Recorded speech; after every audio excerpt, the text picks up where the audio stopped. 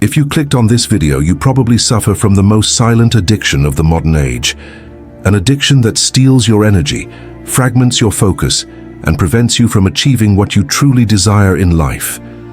An addiction that, no matter how hard you try to quit, you can't. It feels like this addiction is stealing your soul. Do you know any young person who feels like they're living on autopilot? Who has dreams, goals, wants to achieve things in life, but simply doesn't have the energy to go after them? Someone who wants to study and grow in life, get into a good university, maybe start their own business. Someone who dreams of having a real relationship, building something real, dreams of having a healthy body, feeling confident. But at the end of the day, after school or work, this person is exhausted. Not just physically, but mentally. This person's brain is so fragmented, so accustomed to intense and instantaneous stimuli, that they can't concentrate on reading a book for 10 minutes. You can't have a deep conversation with anyone. You can't even look a girl in the eye without feeling ashamed or insecure. And you know the worst part? Many of these men and women who suffer from these symptoms know exactly why they're going through it, but they don't talk about it with anyone, because it's the most shameful, most silent addiction of our time: pornography. Maybe you're watching this video right now and thinking, this isn't happening to me, I'm not addicted, I only do this occasionally. Everyone does it. It's normal. So I ask you, when was the last time you went a week without pornography? 2 weeks, a month? If you can't answer that question confidently, or if the idea of going a month without it makes you anxious, then yes, my friend, we're talking about you. But I have good news. There is a system that combines some Japanese concepts that can help you overcome this addiction. And this system works because it wasn't created by motivational coaches or internet gurus. It was forged in centuries of real discipline by men who literally had to control their impulses or die in battle. This system has 5 different pillars.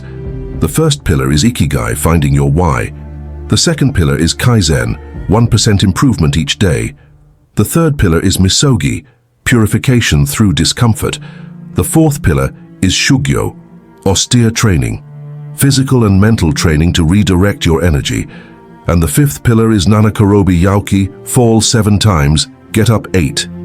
In this video, I will explain how these pillars interact with each other, and how you can combine these pillars with the right knowledge from neuroscience to overcome any addiction.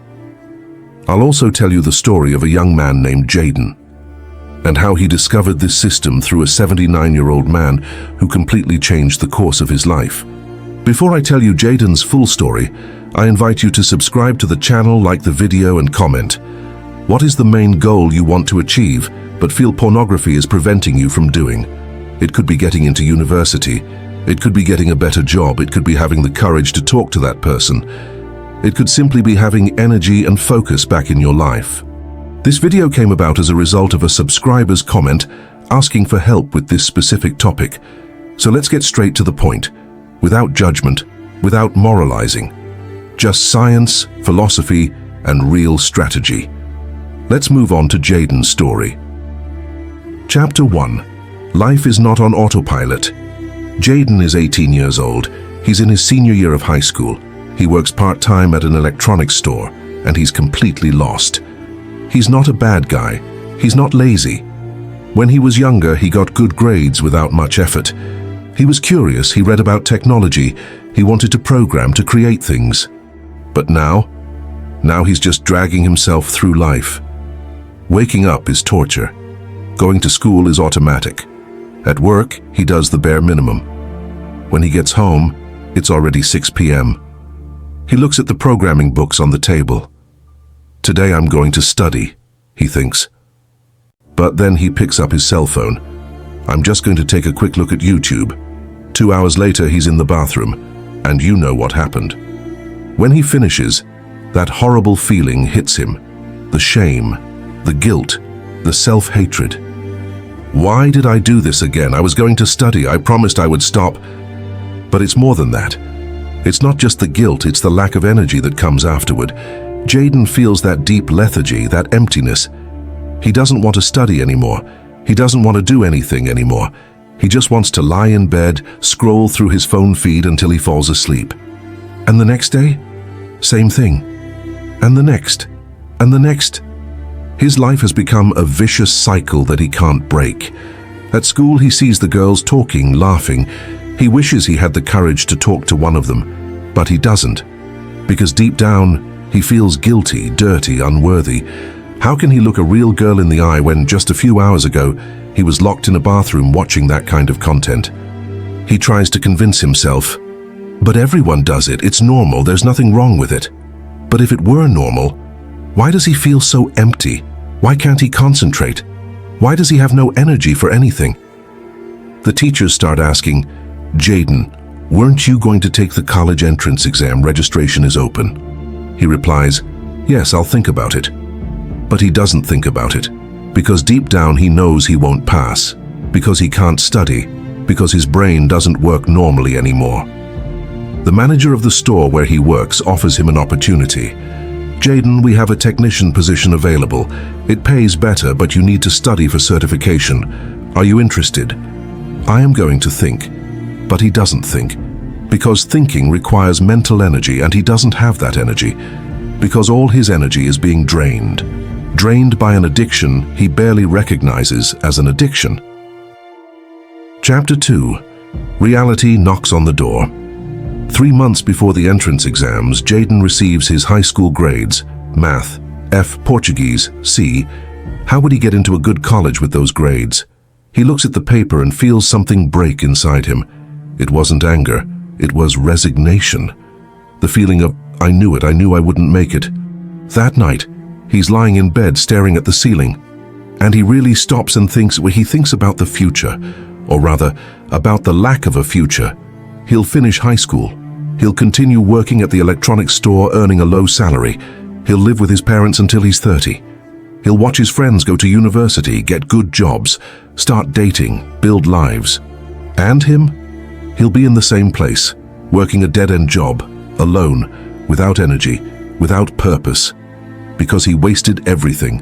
He wasted his energy, his time, his potential, on pixels on a screen. The next day he decides, that's it. I'm going to change for real this time. He searches on Google, how to stop watching pornography. The results are a mix of religious articles talking about sin and willpower, nofap forums with people counting the days without relapse, coaches selling courses promising total freedom in 21 days, and bizarre techniques like, whenever you feel the urge, say a mantra. Jaden tries everything. It installs blockers on cell phones and computers. It works for 2 days. On the 3rd day, it deactivates. He tries the brute willpower method. I'm simply not going to do it, never again. It lasts 4 days. On the 5th, after a stressful day at school or work, he relapses. And he relapses hard. He buys an online course from a guru who promises the ultimate method to overcome any addiction in 30 days. It consists of generic motivational videos, guided meditations, and a spreadsheet to track your progress. Jaden follows everything religiously for 2 weeks. It even works. Until the day he has a fight with his father, becomes emotionally shaken, and relapses again. Every time he relapses, the voice in his head gets louder. You're weak. You have no discipline. You'll never make it. You're pathetic. 2 months pass like this. Trying, failing, hating each other, trying again. Then one Saturday afternoon, he's randomly scrolling through YouTube and comes across a video. The Principles of Karate by Sensei Machida. The thumbnail shows a Japanese gentleman in his early 70s with a calm face and deep eyes that exude wisdom. Something about that face makes Jaden click. Chapter 3. The Sensei. In the video, the man speaks in a calm, measured voice about how karate is not just a martial art of combat, but a system of self-discipline. He talks about Bushido, about inner control, about conquering the enemy within yourself before conquering any external enemy. Jaden watches the entire video. Then he watches another, and another. In the comments, someone asks, Sensei Machida, do you still teach? Where is your dojo located? The answer is clear. Yes, Ryu Dojo. Everyone is welcome. Jaden looks at the address. It's in his city, a 20-minute bus ride away. Something inside him says, go ahead, just you wait and see. On Monday after school, he goes to the dojo. It's a simple building, almost hidden among shops. But when he enters, he feels something different. Silence, peace, respect. Sensei Machida is there, teaching a class. Jaden stands at the door watching. The movements are precise, controlled. There is no rush, no wasted energy. When class ends, the sensei comes to him. "Can I help you?" I watched your videos. I wanted to learn." Machida observes Jaden for a few seconds, intensely, as if he were reading something Jaden couldn't see. "Why do you want to learn karate?" Jaden wasn't expecting that question. "I want to be more disciplined." "Discipline for what?" Jaden hesitates. To improve my life. I'm lost. I can't focus. I can't do what I need to do." Machida nods slowly. "I understand. I'll make you an offer. Come train here for a month. If after that month you still want to continue, we can talk." "How much does it cost?" "For you, nothing for the first 30 days. After that, if you decide to stay, we can talk about value. But first you need to prove to yourself that you can show up 3 times a week for a month." Jaden feels something strange. Gratitude, hope. "I'll make it, I promise." Promises are easy to make. Keeping them is hard. See you Wednesday at 6 p.m. Chapter 4. The First Week and the First Failure. Jaden goes to the first 2 classes of the week, Wednesday and Friday. His body aches in ways he didn't even know existed, but he likes it. He likes the pain, the real physical exhaustion, because at least it's pain that makes sense. But on Sunday, Jaden has another relapse. He receives a message from a friend who has been accepted into a good university. Jaden feels that pang of envy, of inadequacy. That night, alone in his room, the trigger is pulled. He tries to resist. "No, I'm not going to do it. I promised I would change." But the pressure mounts. The boredom, the anxiety, that mental itch he knows so well. He gives in. And after it's over, that familiar feeling hits. The emptiness, the shame. Jaden won't be going to class on Monday. "I'll be back on Wednesday. I need some time off." He won't go on Wednesday either, because right now he's so ashamed that he can't face the sensei. On Friday, your phone rings. Unknown number. "Hello? Jaden, it's Sensei Machida. Are you all right? I haven't seen you this week." Jaden freezes. I had some commitments. Sorry." "I understand. Can you come today?" I don't know if I can." "Just come, no need to train. Just come have tea with me after class. We can chat." Jaden wants to refuse, but he decides to accept. "Okay, I'll go." Chapter 5. The Conversation That Changes Everything. After class, Sensei Machida takes Jaden to a small room at the back of the dojo. It has a low table, cushions on the floor, a pot of hot tea. They sit in silence for a few seconds. The sensei serves the tea slowly with deliberate movements. "Why didn't you come this week?" he finally asks. Jaden looks at the tea. "I had some problems." "What kind of problems?" Jaden doesn't want to talk, but something about the sensei's presence makes the words start to come out. I failed. Again. At something I swore I'd stop. And then I felt so ashamed to come here, because you're trying to teach me discipline, and I can't even control myself." Machida takes a sip of tea. "What is this thing you're trying to stop?" Jaden hesitates. How can he talk about pornography with a 79-year-old man? He'll be judged. He'll be expelled from the dojo. But the voice comes out. "Pornography. I'm addicted. And I've tried to stop so many times, but I always relapse. And it's destroying my life. I can't study. I can't work properly. I can't look at any girl without feeling ashamed. I have no energy for anything. And I know it's because of this, but I can't stop." He awaits judgment. The sermon, the disappointment, but Sensei Machida simply nods. "I understand." Silence. "Just that?" Jaden asks. "Do you think you're the first person to come here with this problem? Do you think you're the first young person I know who is struggling with addiction?" "But, Jaden, I'm going to tell you something. I've never told anyone in the dojo. I'm going to tell you because I see in you the same thing I saw in myself many years ago. The sensei places the cup on the table and leans forward. When I was your age, I wasn't the person you see today. I was weak, undisciplined, purposeless. I lived in the Ryukyu Islands, in southern Japan with my parents. My father was a respected karateka, a man of honor. And me, I was his shame.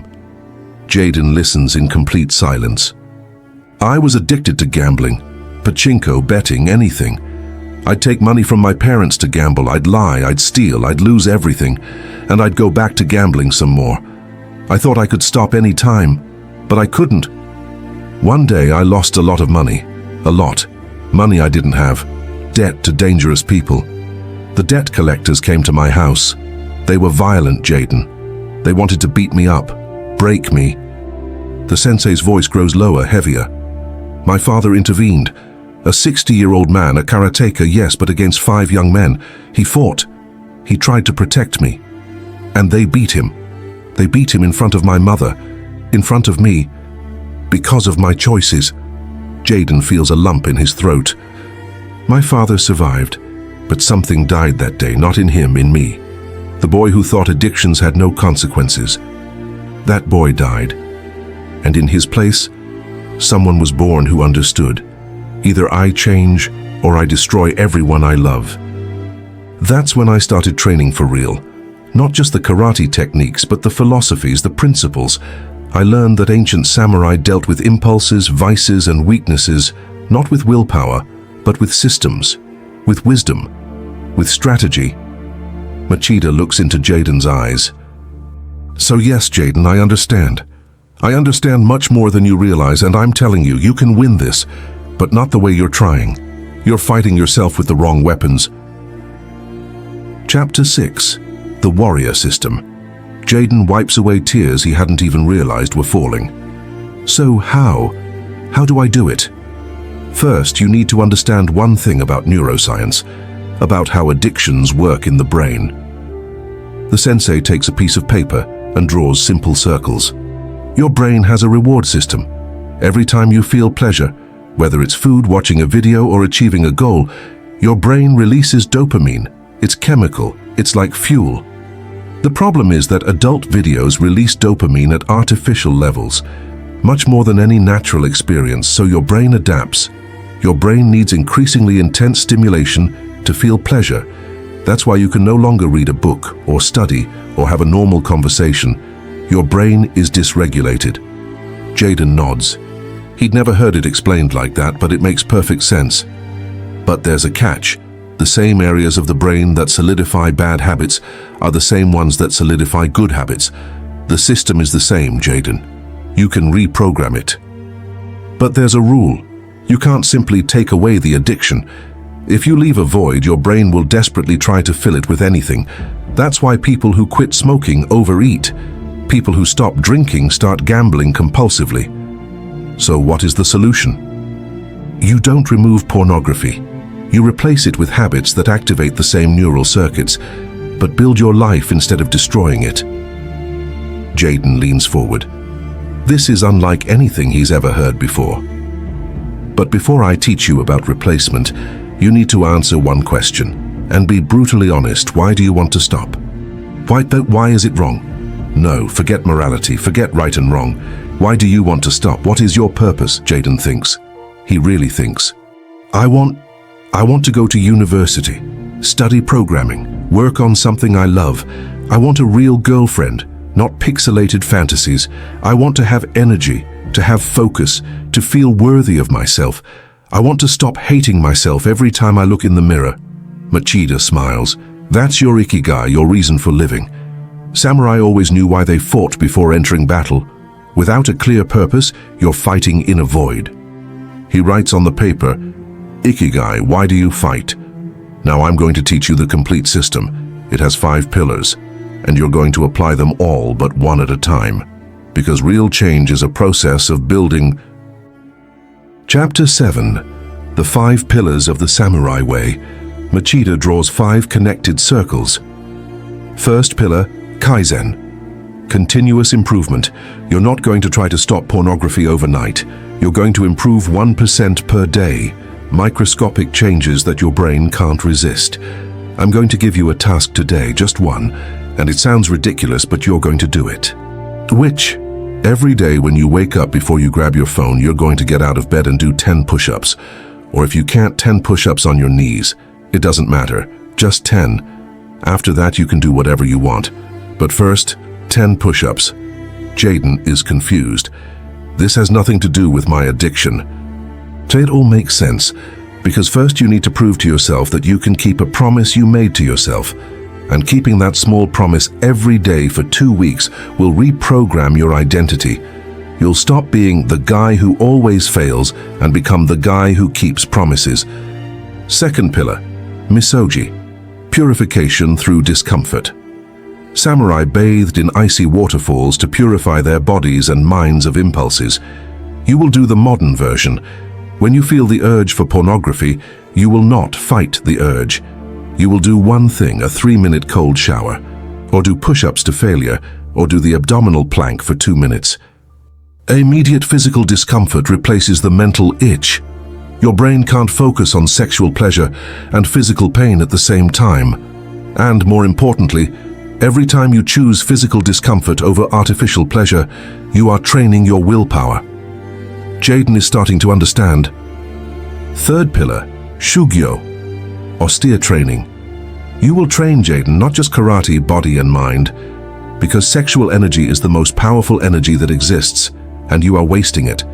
When you conserve that energy, it transforms into focus, ambition, courage. You'll train here at the dojo 3 times a week, and on the other days you'll do something. Study programming for 25 minutes, or read 5 pages of a book, or walk for 20 minutes.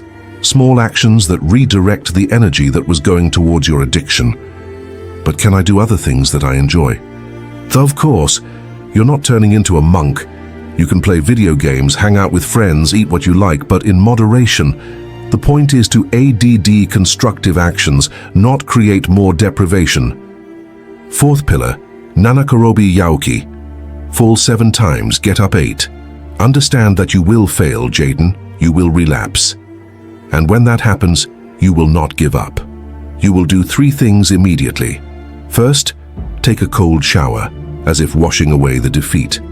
Second, write down what happened. What was the trigger? Were you sad, bored, stressed? What time was it? What were you doing before? This is combat data. Third, start over immediately. Not Monday, not next month, now. And the 5th pillar, Ikigai, which you have already defined. Every time you feel the urge to relapse, you won't think, I can't do this. You'll think, I am someone who is building a worthy life. I am someone who will go to university. I am someone who deserves a real partner. Identity, not willpower. Chapter 8. The journey begins. For the first 14 days, Jaden does 10 push-ups every morning. He hates it. His body aches. He just wants to grab his phone and scroll through his feed. But he does it. On the 10th, he wakes up, and the first thing he thinks is, where are my push-ups? His brain started expecting them. On the 14th, he returns to the dojo. Machida asks, did you do push-ups every day? I did. How do you feel? Honestly, a bit silly. My addiction hasn't gone away yet, but I accomplished something for 2 weeks. That's great for me. Machida smiles. Good. Now second phase, continue the push-ups. But add this. When you feel the urge to crave pornography, take a 3-minute cold shower. Don't try to resist with willpower alone. Use physical discomfort. Over the next few days, Jaden tests it. The urge hits hard one night. That anxiety, that boredom, that mental itch. He remembers his sensei. He goes to the bathroom, he turns on the cold shower and gets in the shower. The first 30 seconds are torture. He wants to get out, but he holds on. 3 full minutes. When he got out of the shower, the urge hadn't completely disappeared, but it had lost its intensity. He goes back to his room, picks up his programming book and studies for 25 minutes. That night, for the first time in months, he slept without relapsing. And more importantly, he slept knowing that he chose not to relapse. Not because he resisted with willpower, because he used strategy. Chapter 9. The First Major Relapse. Week 5. Jaden is doing well. 12 days without relapses. He's studying more, training at the dojo, feeling his energy returning. But then comes a difficult Saturday. Argument with his father, stressful work, alone at night, emotionally exhausted. The trigger is pulled, and this time it's too strong. He tries a cold shower, but the emotional anxiety is greater than the physical discomfort. He relapses. And it's not a minor relapse. It's 3 hours of binge drinking in a compulsive spiral. When it's over, he's devastated, not just by the guilt, by the feeling that he's lost everything. I was doing so well, 12 days, and I threw it all away. On Sunday morning, he doesn't want to do push-ups. He doesn't want to go to the dojo. He wants to give up on everything, but he remembers Machida's voice. When you fail, come back immediately. With effort, he takes a cold shower. He picks up a notebook and writes. Trigger: argument with father plus stress plus alone at night plus emotionally vulnerable. Context: I didn't eat well all day. I didn't work out. I spent a lot of time alone in my room. I learned I need to avoid being alone in my room at night when I'm emotionally upset. I need to leave the house or call a friend. He does the 10 push-ups and decides to go to the dojo anyway. When she arrives, Machida sees his face and knows. Do you want to talk? I failed. Again. You stumbled. You didn't fail. What's the difference? When you fail, you stop. When you stumble, you keep walking. Did you do your push-ups today? I did. Did you take a cold shower? I took it. Did you come to the dojo? Because. So you didn't fail. You stumbled and got back up. That's Nanakorobi Yaoki, and that's what separates those who give up from those who transform. Jaden feels something break inside him, the expectation of perfection. Chapter 10. Redirecting Energy. Months go by. Jaden falls a few times, but less and less each time, and each time he gets up faster. And something even more important, he begins to feel the difference in energy. On the weeks he doesn't relapse, he studies programming with laser focus. He solves problems that previously seemed impossible. At the dojo, he learns techniques faster. At work, he gets promoted to technician because he's more present, more focused. And the girls? He's starting to be able to look them in the eye, to start conversations, without that paralyzing shyness. A girl from school named Emma starts talking to him. She also likes technology.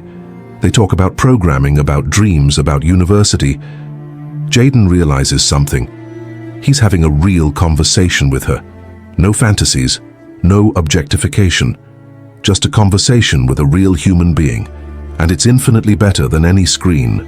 One day, Emma asks for help with a code. They study together in the library, and Jaden realizes he has the energy for this, mental, emotional energy, because he's not wasting it on pixels. Sensei Machida explains in a class, sexual energy is the most powerful force. When you waste it, you lose the drive to conquer, to work, to seek a real partner.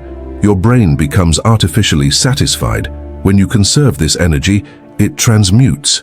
It becomes ambition, focus, courage. Jaden is living that truth now. Chapter 11. The Real Test. The time for the entrance exam arrives. Jaden studies differently now. Not 8 hours a day, but 1 hour with real focus, which is more efficient than 8 hours of fragmented study.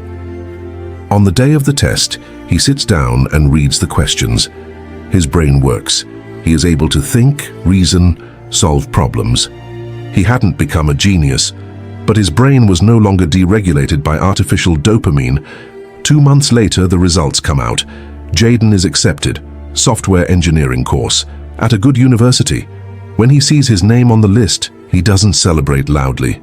He just takes a deep breath and feels pride, real pride in himself, for the first time in years. That night he goes to the dojo. Machida is there. I got into university, Sensei. Machida smiles, not surprised, satisfied. Of course it passed. You've become someone capable of passing. I could never have done it without the system you taught me. The system didn't approve you. You did all the work. The system only showed you the way. You walked it. Chapter 12. 1 year later. A year passes. Jaden is in university now, first semester. He's loving it. Programming, projects, like-minded people. He continues training at the dojo twice a week. He continues doing push-ups in the morning. He continues taking cold showers when he needs to. He's not cured. He still feels the urges, especially in moments of stress, loneliness, and boredom. But now he knows how to handle them. He has the tools. He has a strategy. And most importantly, he has an identity. He is no longer an addict trying to quit. He is someone who directs energy toward building his own life. Emma and he start dating. It's unlike anything Jaden imagined when he watched content on adult websites. It's slower, more real, more vulnerable, and infinitely more satisfying. One day, at her house, they are talking about the future, and Emma says, "You know what I admire most about you? You're so present, so focused. Most guys our age are always distracted, always on their phones. Not you. You're here." Jaden smiles. She doesn't know the battle he fought to be present, but he is grateful. In the dojo, Machida is teaching a new class, and Jaden sees a boy of about 17 years old standing in the doorway with that look, lost, ashamed, desperate. Jaden recognizes that look because it used to be his. After class, he approaches. "First time here?" The boy nods. "Why do you want to learn karate?" I need discipline. I'm lost. I can't do what I need to do." Jaden looks at Sensei Machida, who is watching from afar. The sensei nods. A silent permission. "Come, let's have some tea. There's something I need to tell you."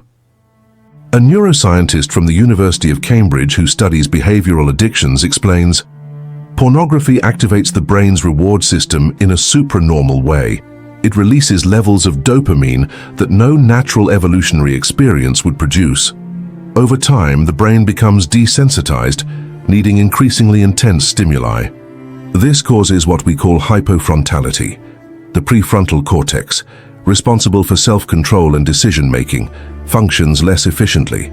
This is why pornography addicts report difficulty concentrating, low motivation, and an inability to feel pleasure in normal activities." A Stanford researcher studying habit formation discovered the brain doesn't distinguish between good and bad addictions in neurological terms. The same neural pathways that consolidate pornography addiction can consolidate constructive habits like exercise or studying. The key is intelligent substitution, not pure elimination. When you remove a habit without replacing it, you create a neurological void that the brain will desperately try to fill, usually with another addiction. An expert in traditional Japanese martial arts explains, "Samurai didn't see vices as moral failings, but as internal enemies that needed to be overcome strategically. They practiced Misogi, purification through extreme physical discomfort, to burn away impulses. They practiced Shugyo, austere training, to strengthen their will. And they followed Bushido, the warrior's code, which emphasized identity over motivation. A samurai didn't try to be disciplined. He was disciplined. That's identity transformation." But here's the part nobody tells you about overcoming addiction. Jaden didn't stop at conquering pornography because the system he learned wasn't just about that addiction. It was about building any life you want. In his second year of university, he applied Kaizen to his career. Small daily improvements. He landed an internship at a promising startup because he had energy, focus, presence. He applied Ikigai to relationships. He discovered that his purpose with Emma wasn't just to have a girlfriend, it was to build a partnership where they could both grow together. He applied Gambaru when studying got tough, when his code didn't work, when projects failed. He endured, persevered, and kept going. And you know what's even crazier? His younger brother, 15 years old, seeing Jaden's transformation, asked, "How did you change so much?" Jaden didn't give a lecture. He just said, "Come train karate with me on Saturday. Just come and see." His brother went, and his journey began as well. Because transformation isn't contagious, it's permissive. When you change, you give permission to everyone around you to change too. Sensei Machida was 79 years old when he met Jaden. He continues to teach, because he knows that each person he helps can help 10 others, who can help another 100. And every time he sees a student overcome an addiction, conquer a weakness, transform their life, he remembers the day his father was beaten because of him, and he knows that horrible day had a purpose, because it broke him in a way that needed to be broken so he could be reborn different. And now, decades later, he uses that pain to save others. So let me ask you something. You've made it this far. You've watched so many minutes of Jaden's journey. That means you're looking for something, that you recognize this struggle. Perhaps you are exactly like Jaden was, with dreams, goals, potential, but trapped in a cycle that steals your energy, fragments your focus, and prevents you from being who you know you can be. You might be thinking, this won't work for me, my situation is different. You're right, your situation is unique, but the system is universal, because the problem is never a lack of information. You already know that this addiction is harming you. You already know you're wasting energy. You already know you need to stop. The problem is, you're trying to win a war that's lasted for years in a 21-day battle. You're trying to use brute willpower against a vicious neurological circuit. You're trying to just stop without replacing it with anything. And every time you try and fail, you reinforce the identity. I am weak, I lack discipline, I will never succeed. But you're not weak. You're just using the wrong system. The system you learned about today works because Ikigai gives you a clear purpose. It's not about stopping the addiction. It's about building the life your addiction is preventing you from living. It's about getting into university. It's about having a real relationship. It's about getting your energy and focus back. Kaizen removed the pressure of perfection. 1% improvement per day. Start with 10 push-ups in the morning. Too small to fail. Big enough to prove something to yourself. Misogi. It gives you the immediate tool. When the urge comes, and it will, you don't fight it with willpower. You use physical discomfort. A 3-minute cold shower, 50 push-ups, a 2-minute plank. The brain can't focus on sexual pleasure and physical pain simultaneously. Shugyo, redirect your energy. You don't eliminate pornography and end up with emptiness. You replace it with physical training, studying, creating, movement. The energy that used to go towards addiction now goes towards building who you want to be. Nanakorobi Yaoki, accept imperfection. You will relapse. And when you relapse, you don't give up. You analyze what was the trigger, purify, immediate cold shower, and return. Continue the system now, not on Monday. This isn't motivational theory, it's war strategy. And it works. The question is, a year from now, will you be in the same place? Still hating yourself every time you look in the mirror? Still lacking the energy to pursue your dreams? Still consuming pixels while real life passes you by? Or will you be looking in the mirror and seeing someone who has fulfilled every promise they made to themselves? Someone who got into university, who has real relationships, who has energy, focus, presence, who is worthy of self-respect? The choice is yours. But I'm going to give you the same challenge that Sensei Machida gave to Jaden. Choose one change, 10 push-ups every morning before picking up your phone, or 20 squats, or 1 minute of plank. Don't try to do more. Don't try to quit the addiction yet. Just prove to yourself that you can keep a promise for 14 days, because transformation doesn't happen in motivational bursts. It happens in small daily victories that accumulate until you become a completely different person. So let's quickly recap. Today you learned about why pornography disrupts your brain and steals your energy. Why just stopping doesn't work. You need to replace, not eliminate. The 5 pillars of the system: Ikigai, Kaizen, Misogi, Shugyo, Nanakorobi, Yaoki. Jaden's journey, from failures to complete transformation. Why identity always triumphs over willpower. And most importantly, you learned that you are not weak. You are just using the wrong system. If this video helped you in any way, if you see your story in Jaden's story, I invite you to do 3 things. First, comment below what is the smallest change you will make starting tomorrow morning. 10 push-ups in the morning. Cold shower when I feel the urge. 5 pages of a book a day. Second, subscribe to the channel and turn on notifications, because every week I bring new videos like this one to the channel. Third, share this video with someone you know who is struggling. You don't need to say, "Hey, I saw this video and it reminded me of you." Just send, "I found this content interesting." Let them decide. Because maybe that person is like Jaden was, lost, ashamed, thinking they'll never make it. And maybe this video will be the turning point, like Sensei Machida's video was for Jaden. If you've watched this far up to this specific point, thank you so much for your attention, your time, and your trust. It means a lot to me. And it means you're committed to your transformation, that you're not just looking for quick motivation, you're looking for real change, and the real change begins now. If you enjoyed this video, I invite you to watch one of the ones that's appearing on your screen right now. You're sure to learn something valuable from both. See you in the next video. And remember the samurai code that Jaden learned. Be present, walk with honor, follow the path, that one step at a time forever.